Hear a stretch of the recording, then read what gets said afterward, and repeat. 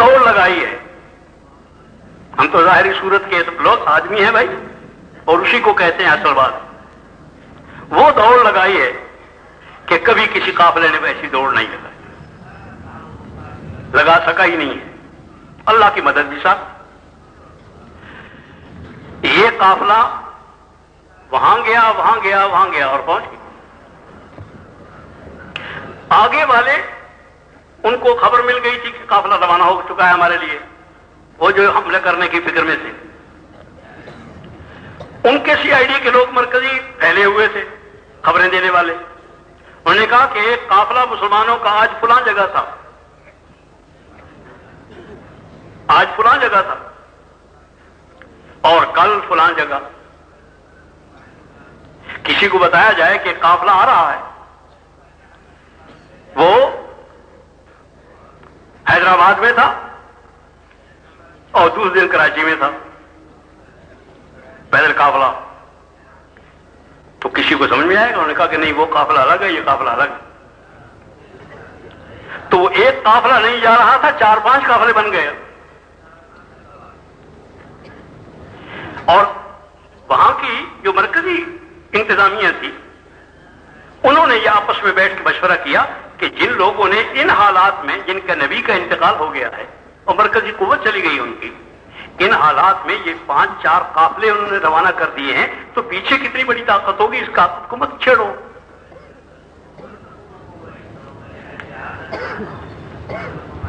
ادھر تو یہ ہوا، یہ قافلہ روانہ ہو گیا جس کا بھیجنا ہی سمجھ میں نہیں آ رہا تھا کچھ لوگوں کے. ادھر سے مسلمہ کذاب کی طرف روانہ کرنا شروع کر دیا صدیق اکبر. انہوں نے کہا کہ جتنے آدمی جا سکتے ہو، ہر قیمت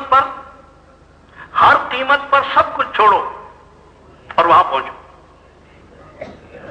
جتنا جاندار طبقہ تھا مدینے کا، وہ سارے کا سارا ادھر روانہ ہو گیا. اس کے بعد پھر جو تیسرے درجے کا طبقہ تھا، اس کے لیے کہا کہ مانین زکات کی طرف چلو.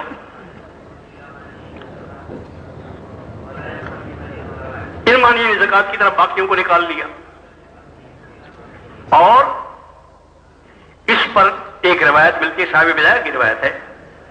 کسی نے کہا کہ ابو بکر کیا کر رہے ہو، کیا کر رہے ہو، خدا سے ڈرو، مدینے کو خطرہ ہے، مدینہ کو خطرہ ہے، خلافت کو خطرہ ہے، مرکز کو خطرہ ہے. خالی ہو رہا شہر، خالی ہو رہا. انہوں نے کہا شاید خالی ہو نہیں رہا، کر رہا ہوں خالی.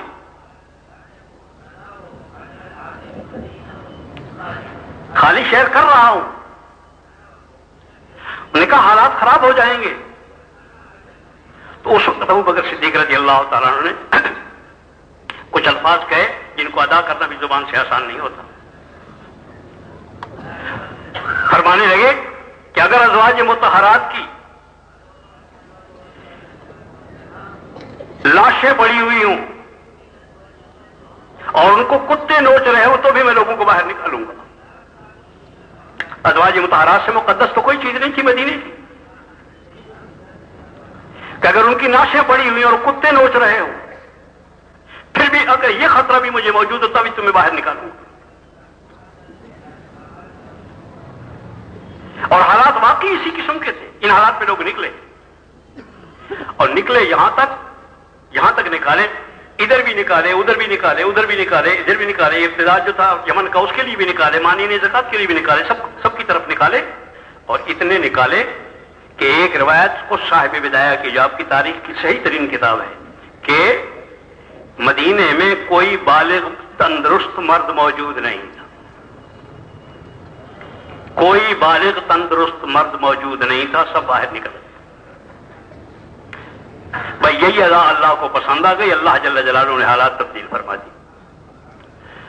مولانا یوسف رحمۃ اللہ علیہ ان حساب و کتابوں کے بہت ماہر تھے، ذوق بھی تھا بہت اسی کا. تو فرمانے لگے، ایک دن فرما رہے تھے، میں نے تو حساب کتاب تفصیل سے اس کے مطابق نہیں کیا ہے، ان کا سنا ہوا یاد ہے. تو مان لیں کہ مفتی جی 2 مہینے کے اندر سارا مسئلہ حل ہو گیا. سارا ارتداد بھی ختم، نئی نبوت بھی ختم، سارا ارتداد بھی ختم اور چاروں طرف سے جو شور شرابہ تھا یا کچھ خطرے وطرے تھے سارے کے سارے ڈل گئے تھے. اور اللہ جل جلالہ نے یہ دکھلایا تھا کہ یہ سید الکونین صلی اللہ علیہ وسلم کی جو محنت ہے یہ اتنی عظیم ہے. جیسے ان کی موجودگی میں حالات کو تبدیل کرنے کا واحد سبب یہ دعوت عامہ رہی، یہ دعوت اللہ رہی ہے، اسی طرح سے اس نبی کے جانے کے بعد بھی اس امت میں جب کبھی اس طرح محنت کی اور محنت کے انداز وہی اختیار کیے جو محمد الرسول اللہ صلی اللہ علیہ وسلم کے تھے تو اللہ جل جلالہ حالات کو تبدیل کرتے ہیں. قیامت تک کے لیے یہی راستہ یہی ہے. اس بنا پر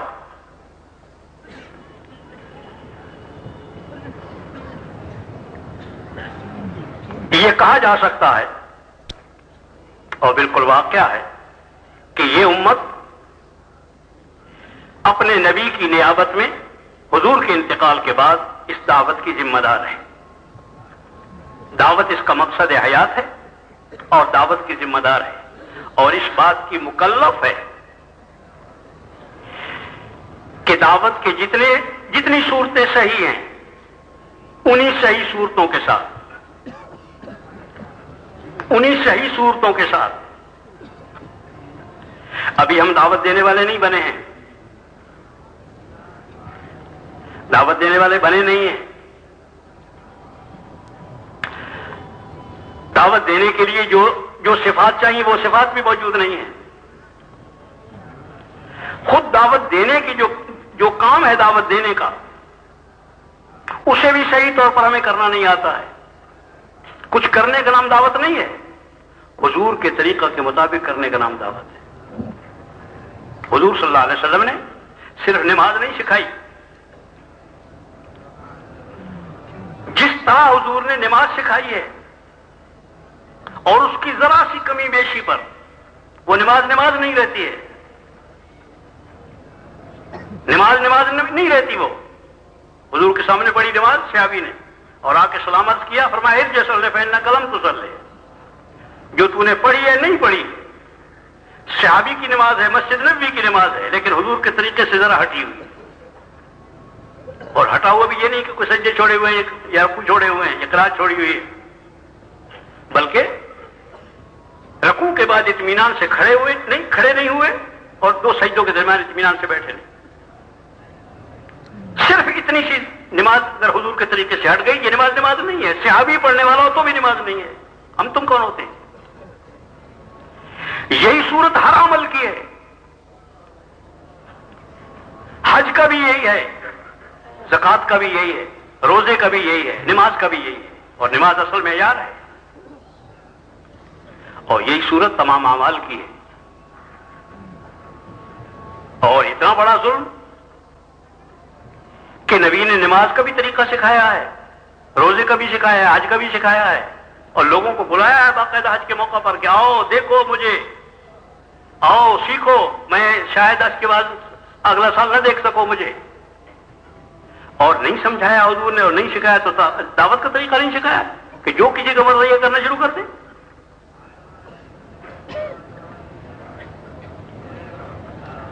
پہلے درجے کی جہالت کی بات ہے. حضور نے ہر چیز سکھائی ہے اور سب سے زیادہ باریک ترین دعوت کا کام ہے، جو تمام اعمال صالحہ کی ماں ہے. تمام اعمال صالحہ کے وجود میں آنے کا واحد سبب دعوت اللہ ہے یا نہیں؟ دعوت اللہ تو تمام اعمال صالحہ کے وجود میں آنے کا ذریعہ ہے، سبب ہے، بلکہ واحد سبب اسے قرار دیا جا سکتا ہے. اسی کا طریقہ نہیں سکھایا ہے اس کو اور اس کی تفصیلات موجود ہیں. اس لیے کہ نبی کا کیا ہوا کوئی گم نہیں ہو سکتا ہے. ہر نبی کی ہر چیز گم ہو سکتی ہے لیکن خاتم النبیین کی کوئی چیز گم نہیں ہو سکتی. کوئی تعلیم گم نہیں ہو سکتی، کوئی سنت گم نہیں ہو سکتی. فرائض گم ہو جائیں، بنیادی مقاصد گم ہو جائیں، خاتم النبیین ہوتا ہی وہی ہے جس کی کوئی چیز گم نہ ہو سکے. اس بنا پر دعوت کا کام بالکل بعین ہی اس طرح سے جیسے سید الکونین صلی اللہ علیہ وسلم نے کیا، اور سید الکونین صلی اللہ علیہ وسلم نے جو کچھ کیا ہے اس کو سمجھنے کے لیے اپنے آپ پر موقوف نہ رکھا جائے کہ میں اس کے سمجھنے والا ہوں. اس کی ہر تعبیر وہ صحیح ہے، جو امیر وقت کہے گا وہ تعبیر ہے اس کی، جو تم نے سمجھی ہے وہ غلط ہے، اس کا کوئی سر پیر نہیں ہے. ان سے پوچھو کہ اس کا کیا مفہوم ہے.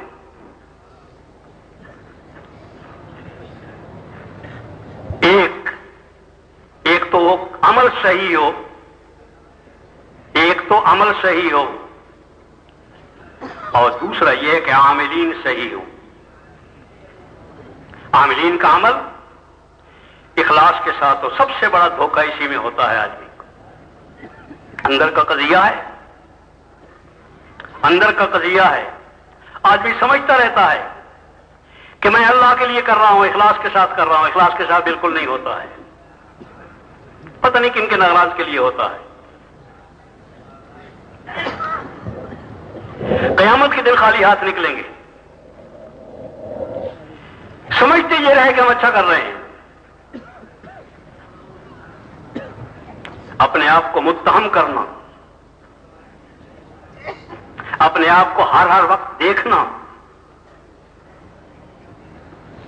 اپنے آپ کو ہر وقت دیکھنا کہ میں واقعی اللہ کے لیے کر رہا ہوں.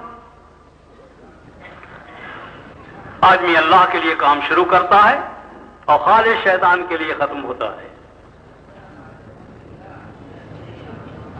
محض رضا الہی کے لیے کرنا اتنا آسان کام نہیں ہے، سب سے زیادہ مشکل کام ہے.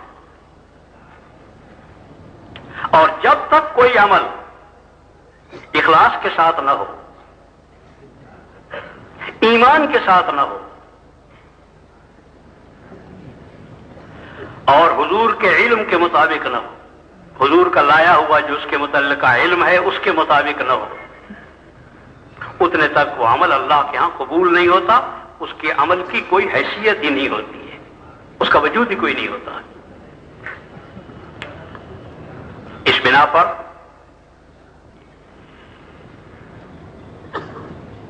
کام کیا جائے اپنے آپ پر نگاہ رکھتے ہوئے، اور بہت نگاہ رکھتے ہوئے ایک ایک چیز کو سوچا جائے، دیکھا جائے، اور پوچھ پوچھ کر اسے کیا جائے، پوچھ پوچھ کر اسے کیا جائے. اور کرنے کی مقدار بھی، کرنے کی مقدار کچھ کر لینا اور سمجھنا کہ سب کچھ کر لیا ہے، یہ نہیں. کرنے کی مقدار بھی صحیح ہونی چاہیے. محنت وہی ہو جو حضور والی ہے، اس کا طریقہ کار بالکل وہی ہو جو حضور صلی اللہ علیہ وسلم والا ہو، اور حضور کے علم کے مطابق ہونے کے ساتھ محض رضا الہی کے لیے ہو. اگر ان تینوں میں کوئی کمی آئے گی، ایمان کے ساتھ ہو، اگر ان تینوں میں کوئی ایک چیز نہیں ہوگی، ایک چیز کیا اس کا کوئی حصہ بھی نہیں ہوگا تو ختم ہو جائے، کوئی حقیقت نہیں ہو سکتی. اور پھر ان کی مقدار کچھ کر لینے کا نام نہیں، پورا کرنے کا نام کام ہے. پورا کرنے کا نام. حضرت رحمۃ اللہ علیہ کے موقع پر فرمایا تھا کہ یہ جتنا تھوڑا تھوڑا کر رہے ہیں نا، جتنا تھوڑا تھوڑا کر رہے ہو، اگر یہ تھوڑا کرنے والے لاکھوں نہیں، کروڑوں نہیں، بلکہ جتنا 1 ارب کل ہو، سارے کے سارے تھوڑا کرنے والے بھی بن جاؤ تو کوئی تبدیلی نہیں آئے گی.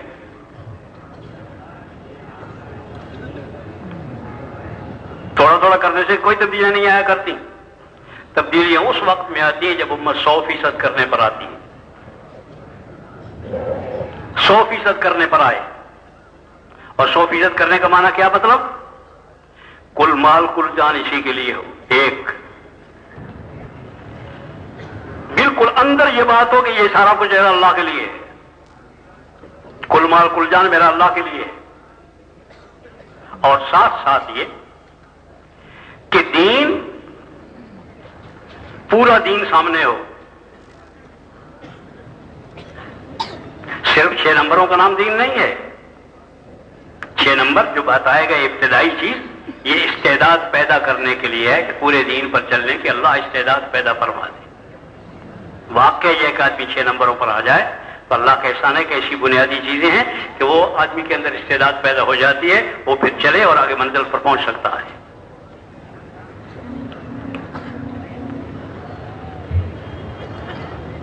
ایمان سے لے کر پورا دین کس کو کہتے ہیں؟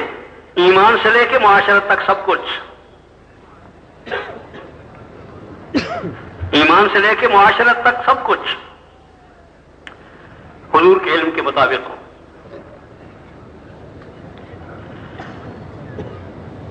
گھر کی معاشرت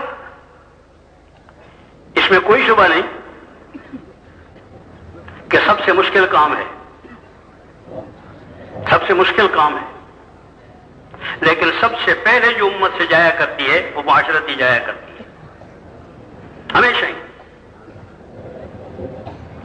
نبی کی جو معاشرت ہوتی ہے, رہنے سہنے کا طریقے, کھانا پینا, رہنا سہنا, مکان, یہ شادی بیاہ جو کچھ بھی ہوتا ہے معاملات, یہ اسلام کے مطابق. جب تک یہ اسلام کے مطابق نہیں بنتا ہے امت کی چول ہٹی رہتی ہے. چول ٹھکانے اس وقت آتی ہے جب معاشرت ٹھیک ہوتی ہے. گھر میں جو ہوتا رہے وہ سب ٹھیک, اور باہر دعوت کوئی نتیجہ نہیں نکلے.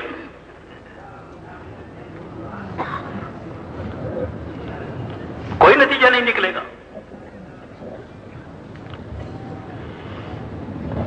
ایمان سے لے کے معاشرت تک سب کو ٹھیک کرنا ہے. دعوت اسی نیت سے دینی ہے ہر چیز کی.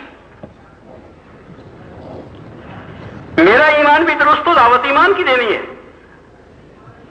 اس لیے ایمان کی دعوت دینی ہے کہ اللہ جل جلالہ مجھے بھی ایمان نصیب فرمائے, ان کو بھی, سننے والوں کو بھی, دوسرے عالم بھر کے انسانوں کو بھی, اس نیت کے ساتھ.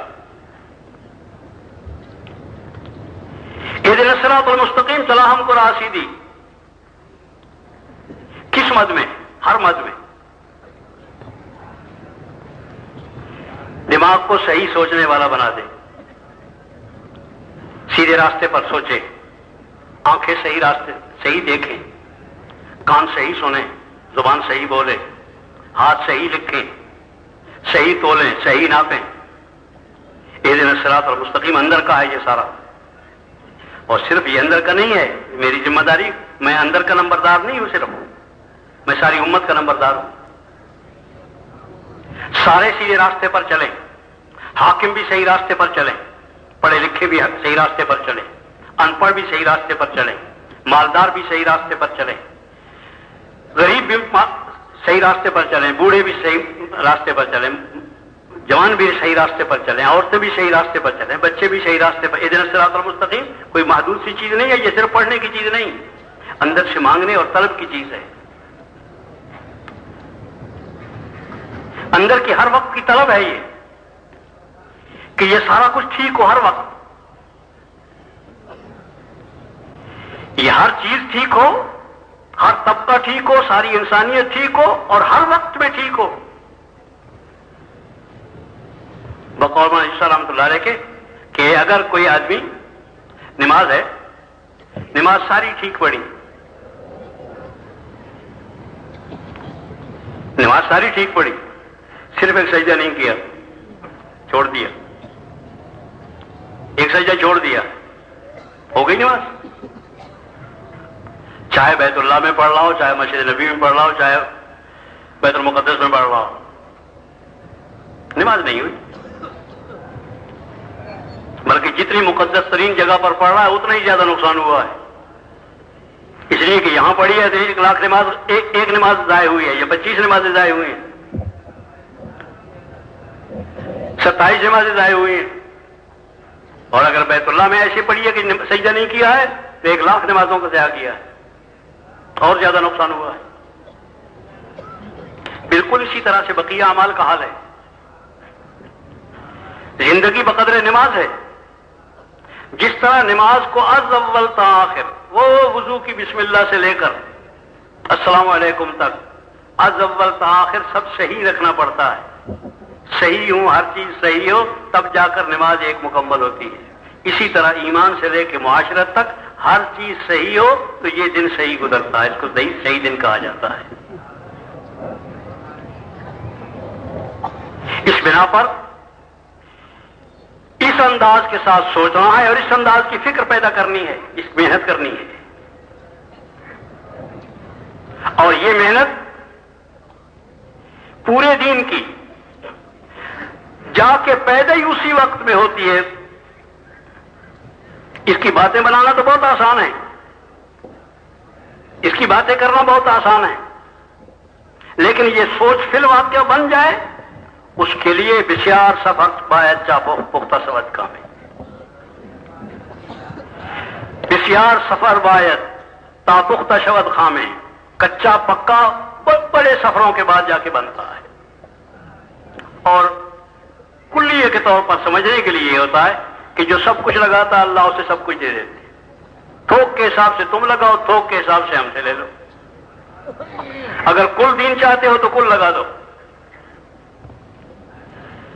جتنا ڈالو گے اتنا ہی منافع ہوگا۔ تھوک والوں کے منافع تھوک کے ہوتے ہیں، پرچون والوں کے پرچون کے ہوتے ہیں، چھابڑی والوں کے چھابڑی والوں کے ہوتے ہیں، تھوک والوں کے منافع تھوک کے ہوتے ہیں۔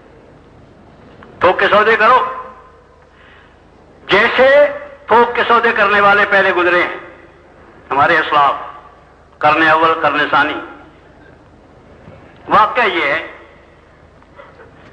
کہ ہمارے تو بنیادی ایسے فرق پڑ گئے کہ پتہ نہیں کہاں تھے اور کہاں پہنچ گئے، ذکر کرتے بھی شرم آتی ہے، لیکن یہ واقعہ اپنی جگہ پر ہے کہ بنیادی فرق کرو، اسی سے پھر باقی اپنے فرق کو اندازہ کرتے رہیں اور سوچتے رہیں کہ کیا کیا فرق پڑ گئے، کہاں کہاں تک فرق پڑ گئے۔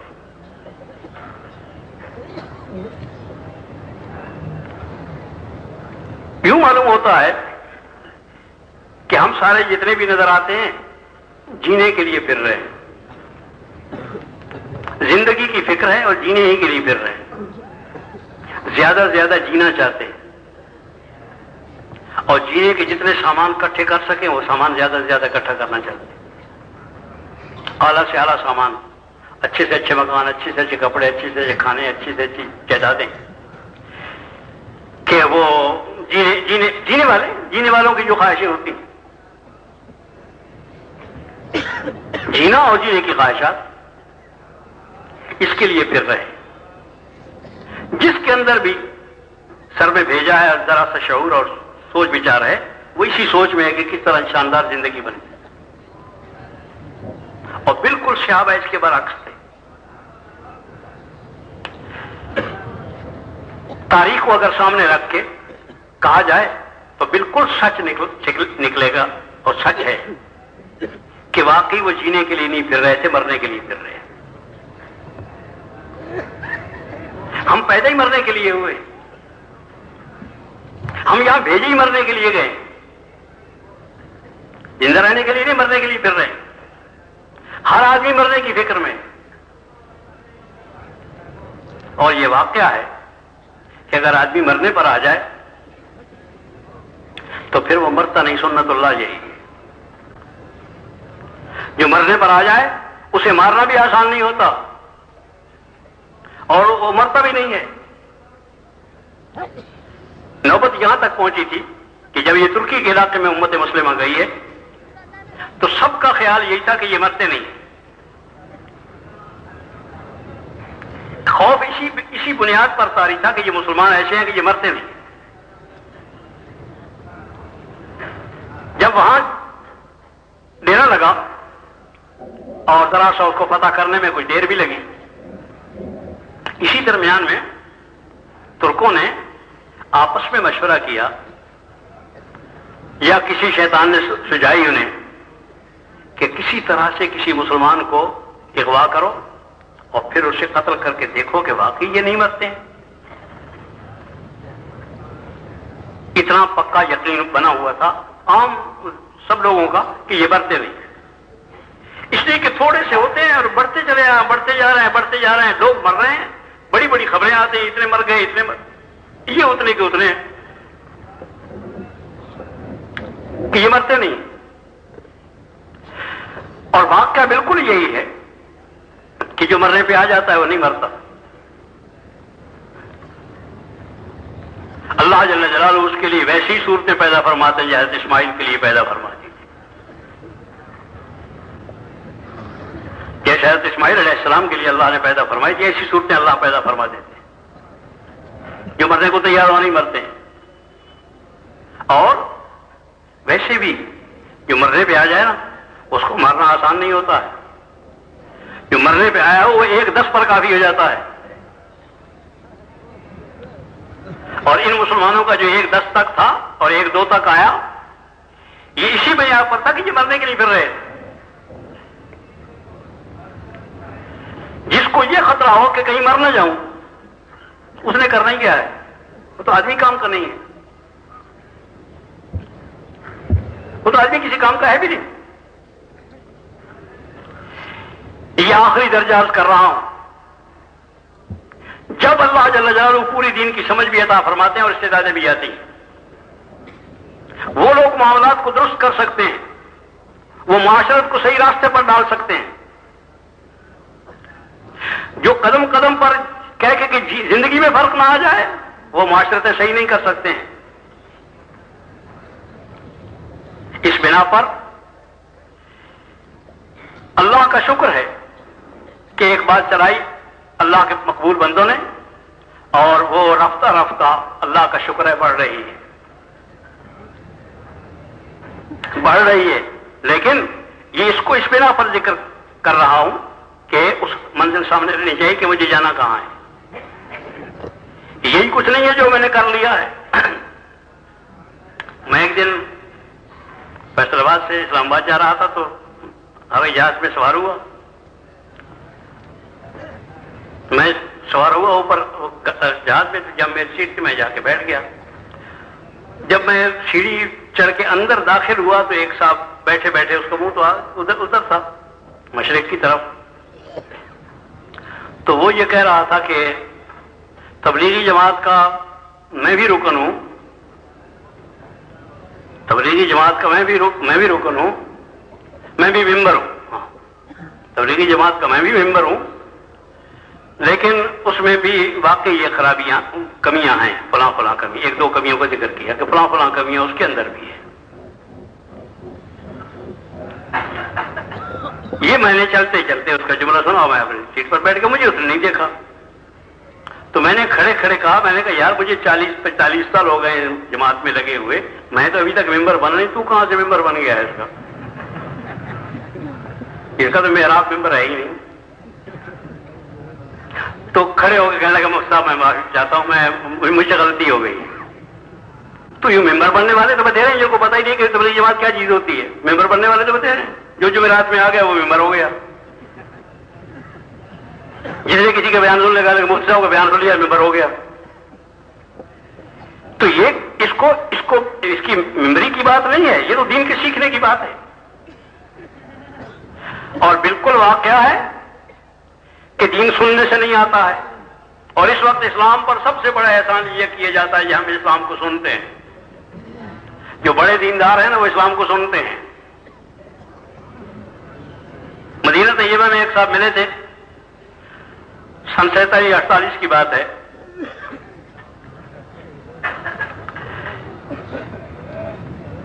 انہوں نے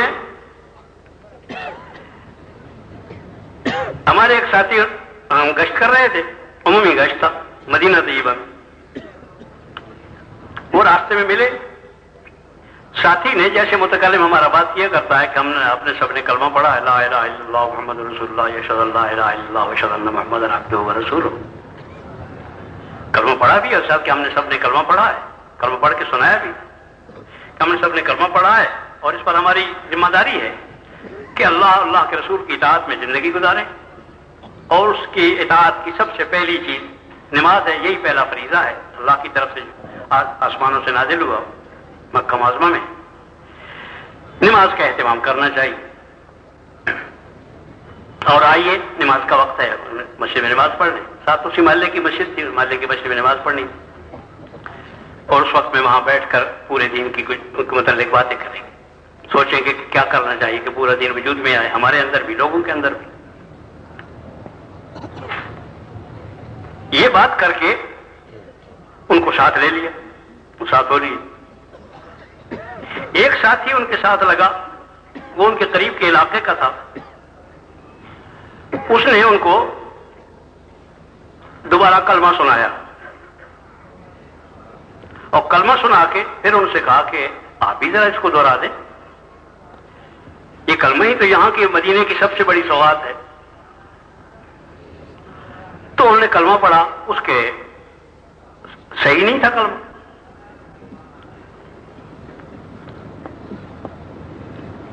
کلمہ صحیح نہیں تھا. انہوں نے 2-3 دفعہ تکرار کرایا, صحیح ہو گیا.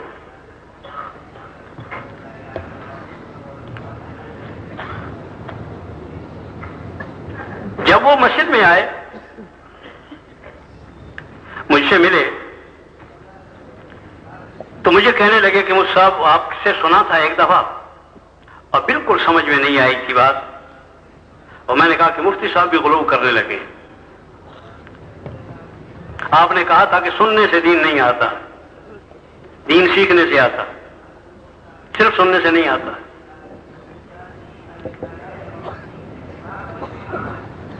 لیکن آج سمجھ میں آیا ہے کہ واقعی دین سننے سے نہیں آتا. میں نے فلاں جگہ پر 10 سال تک قرآن مجید کا درس سنا ہے اور آج معلوم ہوا کہ کلمہ بھی غلط ہے.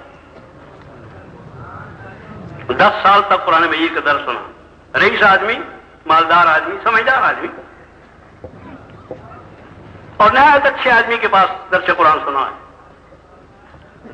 سیکھا نہیں ہے تو کلمہ بھی درست نہیں ہوا, کبھی سیکھنے نہیں بیٹھے. دین سیکھنے سے آئے گا, اور اس بیماری کو اپنے اندر سے ختم کرنا چاہیے کہ میں جانتا ہوں جو سب سے بڑی گندی بیماری آدمی کو لگتی ہے وہ یہی ہے کہ میں جانتا ہوں. ندانت و بدانت کے بدانت, نہیں جانتا اور جانتا ہے کہ میں جانتا ہوں, یہ جہل مرکب ہے اور سب سے زیادہ غلیظ چیز ہے, آدمی کو سب سے زیادہ گمراہ رکھتی اور سب چیزوں سے محرومی کا سامان ہے. یہ سمجھو کہ میں نہیں جانتا. ہر آدمی یہی سمجھے کہ میں نہیں جانتا. نہ جاننے والے بنو.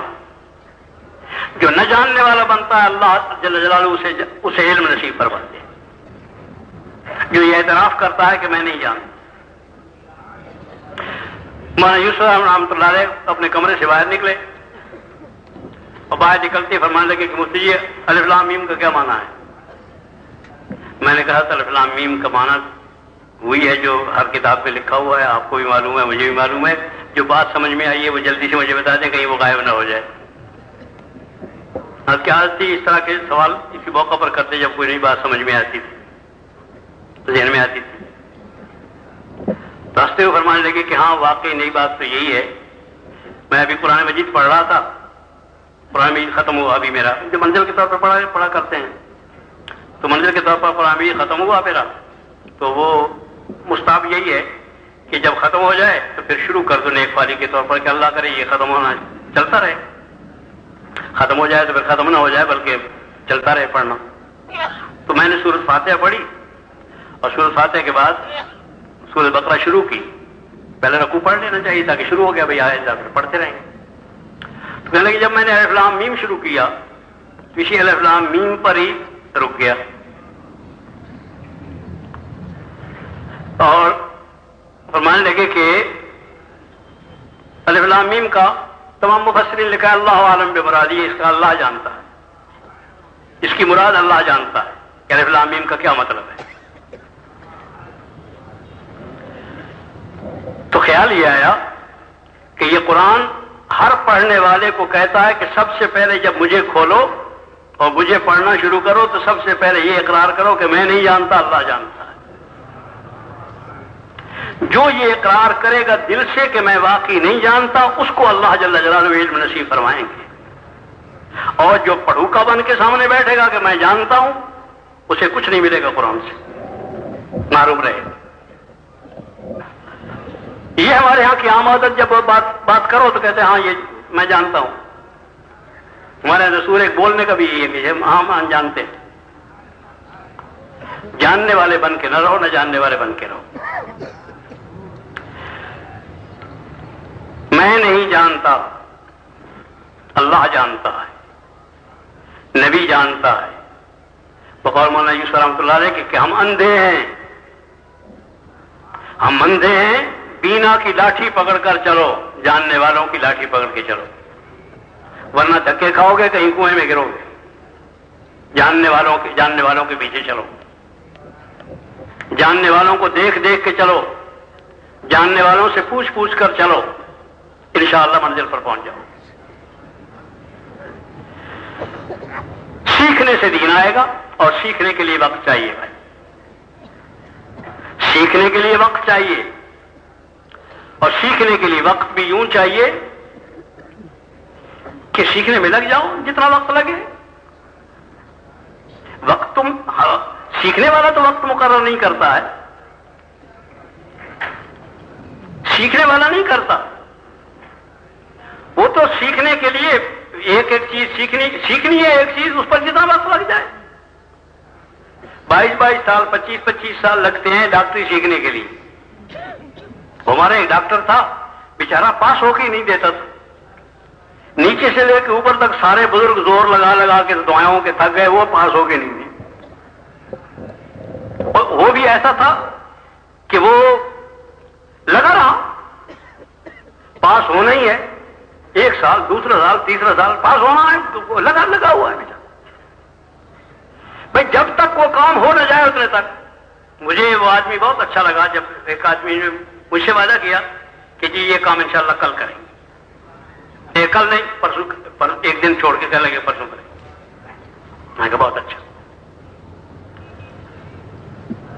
جب اگلا دن آیا، ایک دن گزر کے اگلا دن آیا، اس دن صبح صبح کہنے لگے کہ جی رات کو ایک ٹیلی فون آ گیا فلاں قسم کا، اور وہ کاروباری بہت کام قصہ ہے، مجھے کراچی جانا پڑ رہا ہے، آج تو نہیں ہو سکے گا، آج کرنے کا وعدہ تھا اس کا، آج تو نہیں ہو سکے۔ تو میں نے کہا کہ پھر کب کریں گے؟ کہنے لگے جب واپس آؤں گا، یہ کام کے لیے جا رہا ہوں، جب وہ کام ہوگا تب واپس آؤں گا۔ مجھے اب تک یاد ہے کہ بالکل صحیح نظام ہے کہ میں جا رہا ہوں ایک کام سیکھنے کے لیے جا رہا ہوں، جب سیکھ جاؤں گا واپس آ جاؤں۔ بھائی 3 چلے کے کیا مطلب ہوا؟ 3 چلے، ایک چلے میں کبھی کوئی اور چیز بھی سیکھی ہے؟ کبھی کوئی BA ہوا ہے، کوئی MA ہوا ہے، کوئی میٹرک ہوا ہے، کوئی ڈاکٹر بنا ہے، کوئی انجینئر بنا ہے، نہ کوئی سال میں بنا ہے، کوئی 1.5 سال میں بنا ہے، نہ 3 سال میں بنا ہے۔ تم کیسے بن جاؤ گے کچھ؟ اللہ کی قسم، انجینئر بننے سے، ڈاکٹر بننے سے اور آخری درجے کا اسپیشلسٹ بننے کے اندر بھی وہ بات نہیں ہے جو مسلمان بننے میں ہے۔